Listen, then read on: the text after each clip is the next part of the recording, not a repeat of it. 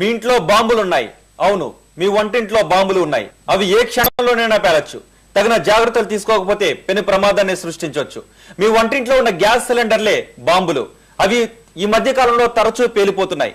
మొన్న విశాఖపట్నంలో, నిన్న హైదరాబాద్ నేరేడ్మెట్లో, ఈ రోజు చంపాపేటలో గ్యాస్ సిలిండర్లు పేలి పెను ప్రమాదాన్ని సృష్టించాయి.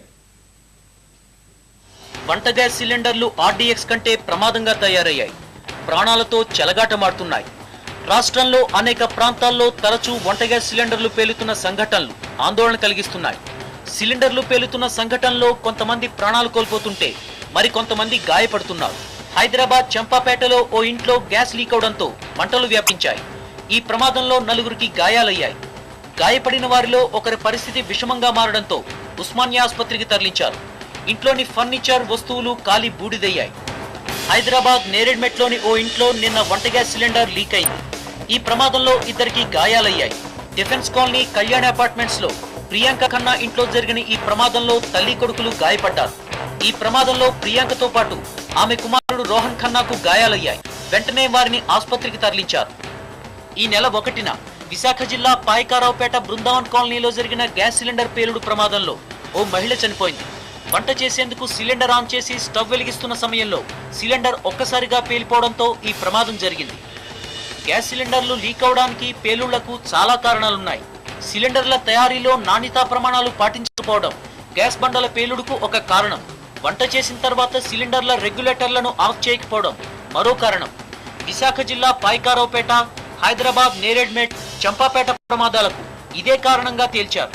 గ్యాస్ సరఫరా కంపెనీల నిర్లక్ష్యంతో కూడా కొన్నిసార్లు లీకేజీ, సిలిండర్ల పేలుడు ప్రమాదాలు జరుగుతున్నాయి. కాలం చెల్లిన సిలిండర్లు కూడా గ్యాస్ ప్రమాదాలకు కారణమవుతున్నాయి.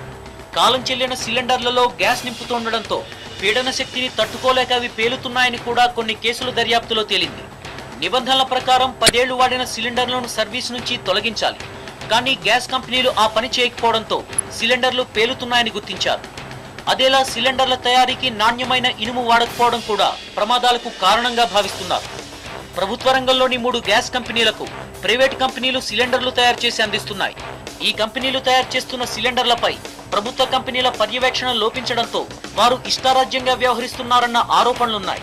వంట గ్యాస్ సిలిండర్లకు నాసిరకం ట్యూబులు వాడటం కూడా ప్రమాదాలకు కారణమవుతోందని దర్యాప్తులో తేలిన సందర్భాలున్నాయి. దీంతో పాటు కాలం చెల్లిన ట్యూబులను వినియోగిస్తున్న సందర్భాల్లో కూడా గ్యాస్ లీకేజీ సంఘటనలు ఎక్కువగా జరుగుతున్నాయని రుజువైంది.